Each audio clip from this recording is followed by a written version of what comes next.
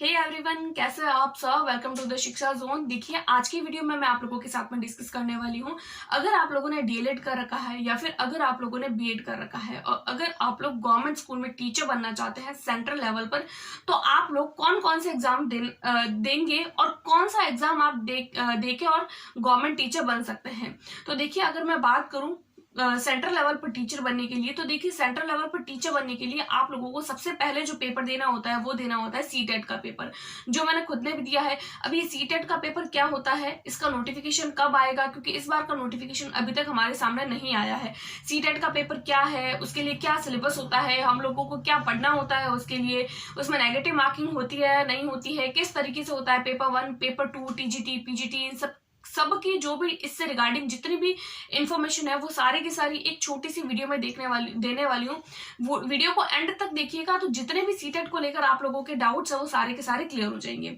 सबसे पहले तो मैं आप लोगों को बता दूं सीटेट की फुल फॉर्म क्या होती है। तो हम लोगों को सबको पता है, अगर आप लोगों ने बीएड या फिर डीएलएड कर रखा है, कि सीटेट की फुल फॉर्म जो होती है वो होती है सेंट्रल टीचर एलिजिबिलिटी टेस्ट। ये एक तरीके का एलिजिबिलिटी टेस्ट होता है।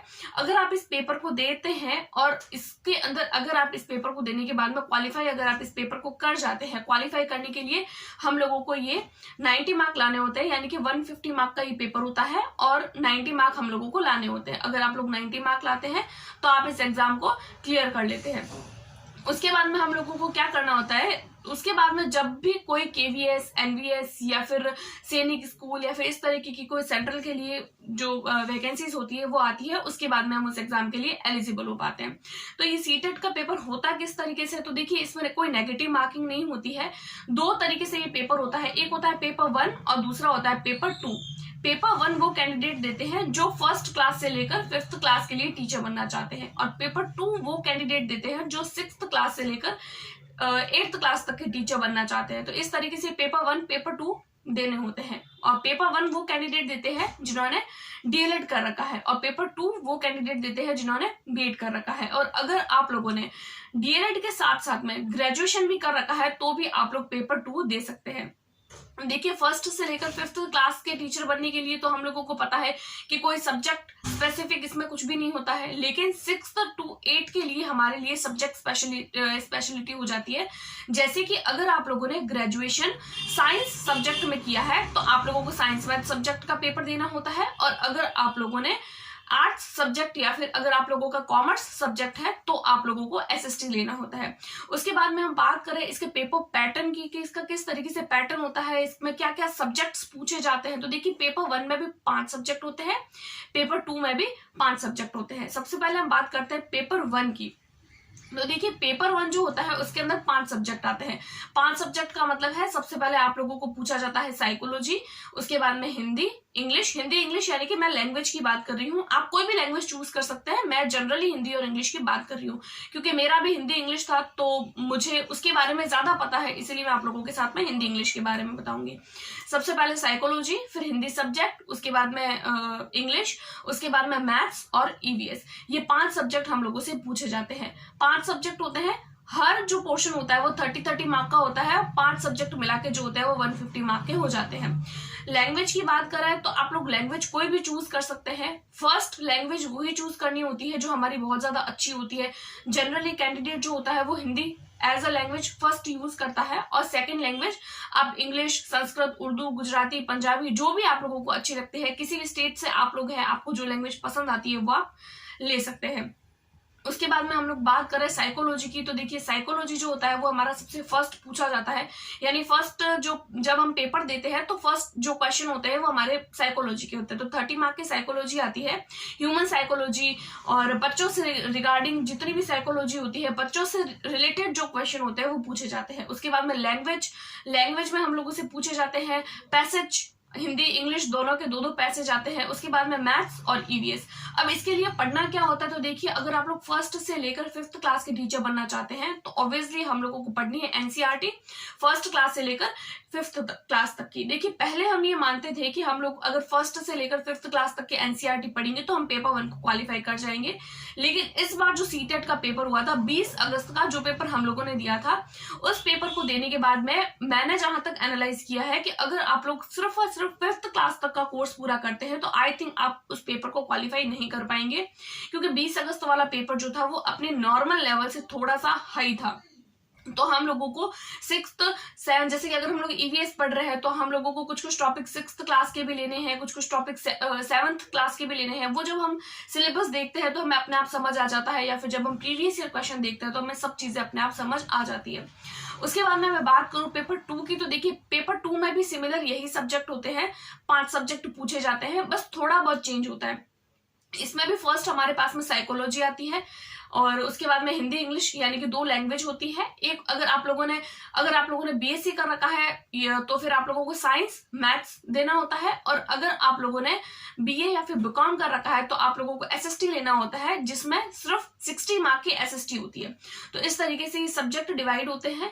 इसमें भी 30 मार्क के सारे जो होते हैं वो सब्जेक्ट्स होते हैं। इस तरीके से 150 मार्क का पूरा हो जाता है। पूरा पेपर 150 मार्क का, कोई नेगेटिव मार्किंग नहीं होती है। तो इस कारण हम इसमें तुक्का भी लगा सकते हैं, कई बार तुक्का भी ठीक हो जाता है। अब ये कौन कौन दे सकते हैं, तो देखिए अगर आप लोगों ने बीएड में एडमिशन लिया है, या फिर अगर आप लोगों ने बीएड कर रखी है, 2 साल हो गए हैं, 3 साल हो गए हैं, या फिर बीएड का एडमिशन ही लिया है, सिर्फ 2 दिन ही कॉलेज गए हैं, 4 दिन ही कॉलेज गए हैं, तो भी आप लोगों को ये पेपर जरूर देना चाहिए, क्योंकि ये क्वालिफाइंग नेचर का है। आप लोग सबसे पहले इस पेपर को क्वालिफाई कर दीजिए। उसके बाद में आपके स्टेट में अगर कोई भी वैकेंसी अगर उसके लिए सीटेट मांगता है तो आप वो दे सकते हैं। अदरवाइज आप लोग केवीएस के लिए या फिर एनवीएस के लिए सेंट्रल लेवल पर जो वैकेंसीज आती है उसके लिए भी आप ट्राई कर सकते हैं। तो सीटेट का पेपर जो होता है वो बहुत ज्यादा इंपॉर्टेंट है एक टीचिंग एस्पिरेंट्स के लिए, क्योंकि मैंने भी इस पेपर को दिया है और बहुत ही इजी पेपर होता है, ज्यादा कोई टफ नहीं होता है। लेकिन हाँ, हम लोगों को इस पेपर के लिए एनसीईआरटी पर फोकस करना होता है। अगर हम लोग एनसीईआरटी को अच्छे से फोकस कर लेते हैं तो हम लोगों को इस पेपर को क्वालिफाई करने में कोई नहीं रोक सकता है। क्योंकि जो मैंने अभी वाला जो पेपर दिया है उसमें आप लोगों को पता होगा कि बहुत सारे कैंडिडेट, यानी अगर 10 लाख लोगों ने पेपर दिया है तो पेपर 2 के लिए सिर्फ 1 लाख लोग ही जो है वो क्वालिफाई कर गए हैं। यानी कि बहुत हाई लेवल का पेपर था इस बार, हर बार के कंपैरिजन में जो है वो इस बार हाई लेवल था।